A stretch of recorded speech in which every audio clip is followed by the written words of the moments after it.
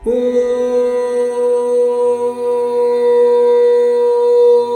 ஸ்ரீ கணேசாய நமஹ.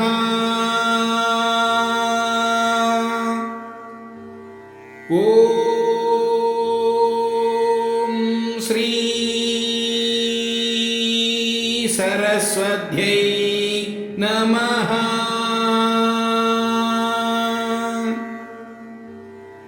ஓம் ஸ்ரீபாத ஸ்ரீவல்லப ஸ்ரீ குருவர நரசிம்ஹ சரஸ்வதி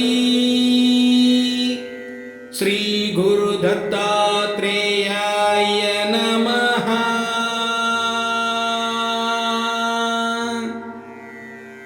ஓம் தத்தாத்ரேயாய வித்மஹே அத்ரி புத்ராய தீமஹி தன்னோ தத்த பிரச்சோதயாத். ஓம் த்ராம் தத்தாத்ரேயாய நமஹ. दत्त दिगंबर श्रीपाद वल्लभ दत्त दिगंबर श्री नरसिंह सरस्वती दत्त दिगंबर श्रीपाद श्रीवल्लभ ध्यानम दिगंबर श्री दत्तात्रेय दिगंबर श्रीपाद श्रीवल्लभ दिगंबर श्री नरसिंह सरस्वती दिगंबर काषाय वस्त्रं करदंडधारिणं कमंडलं पद्मकरें चंगं चक्रं गद भूषित भूषणाढ्यं श्रीपादराजं शरणं प्रपद्ये. द्वत्पाद पद्मार्पित सिद्धवृत्ति द्वत्वादं वोरुहा युगगदा निच्चल भक्तिरस्तु. श्रीपाद श्रीवल्लभ स्तुति श्रीपाद वल्लभ गुरोः पदनारविन्दं वैराग्य दीप्ति परमोज्ज्वली मत्मिदीयं मन्दस्मितं सुमधुरं करुणात्र नेत्रं संसारदापहरणं सततं स्मरामि. श्रीपादवल्लभ गुरोः करकल्पवृक्षं भक्तेष्टधाननिरतं ह्रिभु संशयं वै संस्मरणमात्रसिद्धिजागरणं सुभद्रं संसारभीतिशमनं सततं भजामि. श्रीपादवल्लभ गुरोः परमेश्वरस्य योगेश्वरस्य शिवशक्ति समन्वितस्य श्रीपर्वतस्य शिखरं खलु सन्निविष्टं त्रैलोक्यभावनपदाब्जमहं नमामि. दिगंबर श्रीपाद श्रीवल्लभ दिगंबर संपूर्ण श्री श्रीपाद श्रीवल्लभ चरितामृतम अध्यायम 50. குரு நிந்தனையால் ஏற்படும் ஏழ்மை மற்றும் மற்ற தோஷங்களில் இருந்து விடுபடுதல். நாம ஜபம் செய்வதன் மகத்துவம். ஒரு முறை ஸ்ரீ ஸ்ரீ பாத ஸ்ரீ வல்லப சுவாமி என்னிடம், சங்கர்பட், அக்னி யஜ்ஞத்திற்கு பின்னர் வாயு யஜ்ஞம் மிகவும் முக்கியமானது. நான் வாயு யஜ்ஞத்தை தொடங்கப் போகின்றேன் என்றார். வாயு யஜ்ஞம் என்றால் என்ன என்பது எனக்கு தெரியாது. ஒரு வயதான பிராமணர் வயிற்று வலியுடன் குருகட்டாவிற்கு வந்தார். அவருக்கு வேதனை அதிகமாக இருந்தது. இந்த வலியை தாங்கிக் கொள்வதைக் காட்டிலும் தற்கொலை செய்து கொள்வதே மேல் என்று அவர் கூறினார். பின்னர் ஸ்ரீ ஸ்ரீ பாத ஸ்ரீ வல்லப சுவாமி, உங்களுடைய பூர்வ ஜென்மத்தில் நீங்கள் பலரை குத்தும் வார்த்தைகளால் பேசி துன்பப்படுத்தினீர்கள்.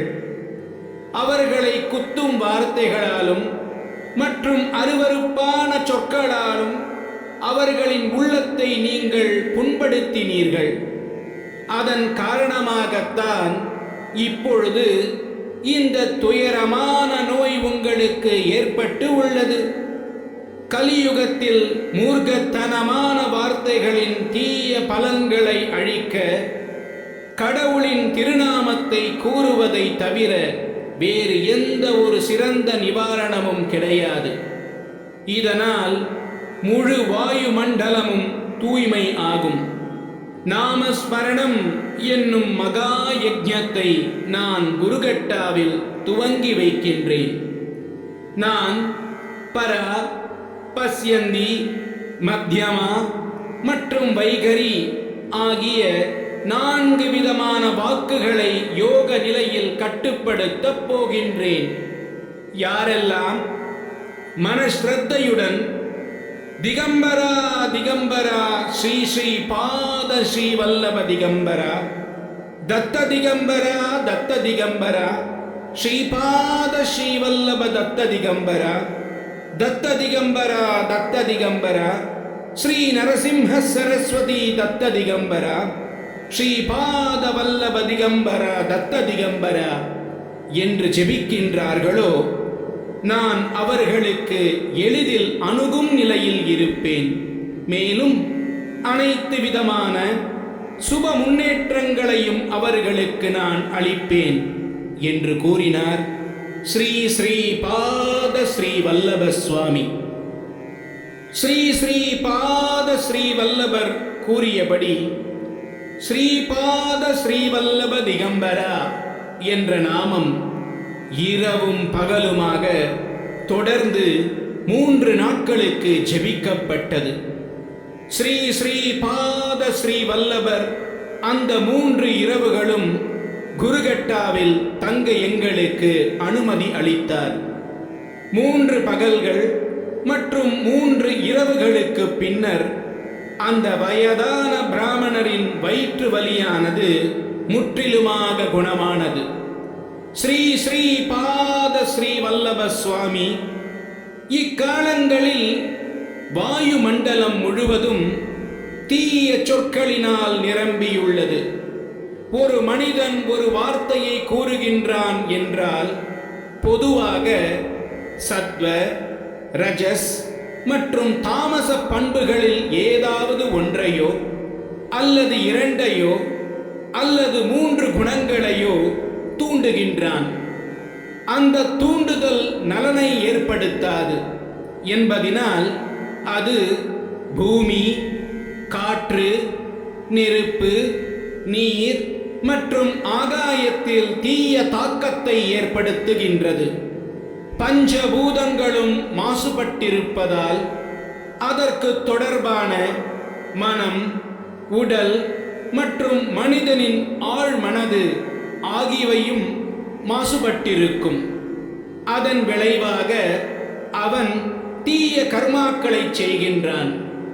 அதன் பலனால் அவன் ஏழை ஆகின்றான். ஏழ்மையின் காரணமாக மீண்டும் மீண்டும் அவன் பாவங்களை செய்கின்றான். அவன் தீய நடவடிக்கைகளில் ஈடுபடுவதால் அவனுடைய மனம் இழிவடைந்து நற்காரியங்களான தானங்கள் போன்றவற்றில் ஈடுபாடு இல்லாமல் ஆகிவிடுகின்றான். அதன் மூலம் மீண்டும் அவன் ஏழ்மைக்கு தள்ளப்படுகின்றான்.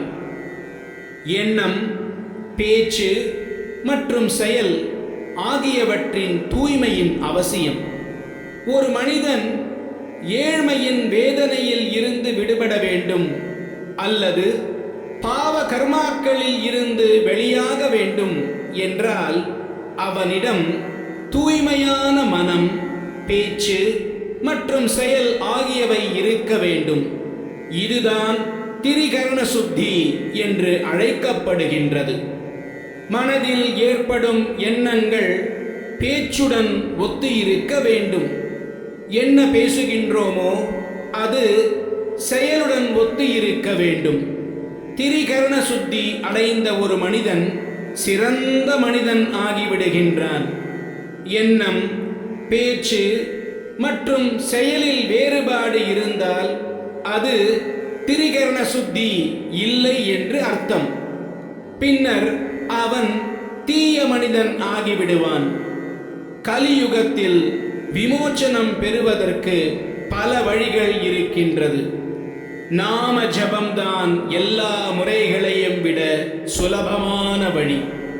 கடவுளின் புனித நாமம் நம் நாவிற்கு பழகிவிட்டால் மங்களகரமான வார்த்தைகளை பேசும் பழக்கம் நமக்கு ஏற்பட்டுவிடும். கடவுளின் பெயரை நாம ஜபம் செய்யும் பொழுது கடவுளின் உருவத்தை தியானித்தால் மனமானது தூய்மை ஆகிவிடும். இதன் மூலம் ஒருவர் உற்சாகம் அடைந்து நல்ல காரியங்களை செய்வார்கள் என்று கூறினார் ஸ்ரீ ஸ்ரீ பாத ஸ்ரீ வல்லப சுவாமி. கர்மாவில் இருந்து விடுதலை. ஒரு முறை காச நோய் தாக்கிய நோயாளி ஒருவர் குருவபுரத்திற்கு வந்தார். அவருக்கு சர்க்கரை நோயும் இருந்தது. மேலும் சில நோய்களும் இருந்தன. அவரை கண்டவுடன் மகா பிரபுவாகிய ஸ்ரீ ஸ்ரீ பாத ஸ்ரீ வல்லப சுவாமி மிகுந்த கோபத்தோடு அவரிடம், இந்த மனிதர் முற்பிறவியில் கொள்ளைக்காரனாக இருந்தார். இவர் ஏதும் அறியாத பலரிடமிருந்து பணத்தை திருடி அவர்களுக்கு துயரத்தை ஏற்படுத்தி இருக்கின்றார். தன் மகளின் திருமணத்திற்காக பணம் சேர்த்து வைத்திருந்த ஒருவரிடம் அவர் பணத்தை திருடிவிட்டார். பணம் திருட்டு போனதால் அந்த தந்தையால் தன் பெண்ணின் திருமணம் செய்து வைக்க முடியவில்லை. தன் பெண்ணை சரியான வயதில் திருமணம் செய்து வைக்க தவறியதால் அவரை ஜாதியை விட்டு தள்ளி வைத்து விட்டனர் ஊர்க்காரர்கள். அவரால் வரதட்சணை கொடுக்க முடியாததால் அவருடைய மகளுக்கு தகுந்த வரன் அமையவில்லை. வயதான மணமகன்தான் கிடைத்தான்.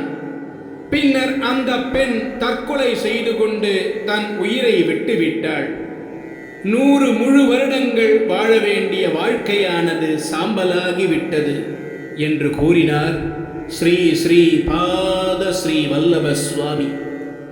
காசநோயாளி ஸ்ரீ சரணரிடம் மிகுந்த வேதனையுடன் தனக்கு அடைக்கலம் அளிக்குமாறு கேட்டுக்கொண்டார்.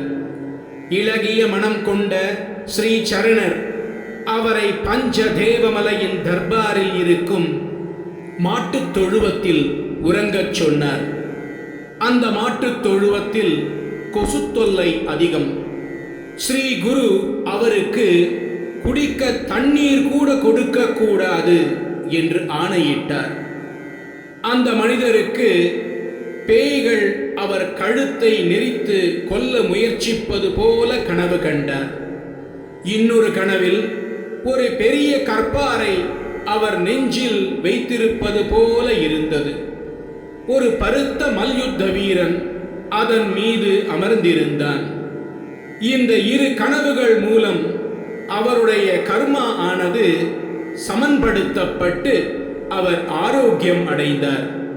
ஸ்ரீ ஸ்ரீ பாத ஸ்ரீ வல்லப சுவாமி அந்த காச நோயாளியை மன ரீதியாக வேதனையை அனுபவிக்கச் செய்து கர்மாவை சமன்படுத்தினார்.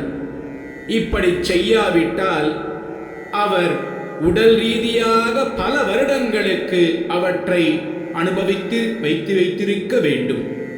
வெற்றி வெற்றி! ஸ்ரீ ஸ்ரீ பாத ஸ்ரீ வல்லபருக்கு வெற்றி! ஓம் ஸ்ரீ தத்தாத்ரேயார்ப்பணமஸ்து. அவதூத சிந்தன ஸ்ரீ குருதேவ ஓம் பரபிரம்ம பரமாத்மனே நமः. சர்வகௌதகானி தர்சய தர்சய தத்தாத்ரேய நமः. ஓம் ஓம் பட் ஸ்வாஹா. ஸ்ரீகரஞ்ச பவித்ரஞ்ச சர்வலோக நிவாரண லோகே வசீகர பும்சாம் பத்வம் த்ரைலோக்ய பவனம் சுபம். திகம்பர திகம்பர ஸ்ரீ ஸ்ரீபாத ஸ்ரீவல்லப திகம்பர. திகம்பர திகம்பர ஸ்ரீ நரசிம்ஹ சரஸ்வதி திகம்பர. திகம்பர திகம்பர ஸ்ரீ தத்தாத்ரேய திகம்பர.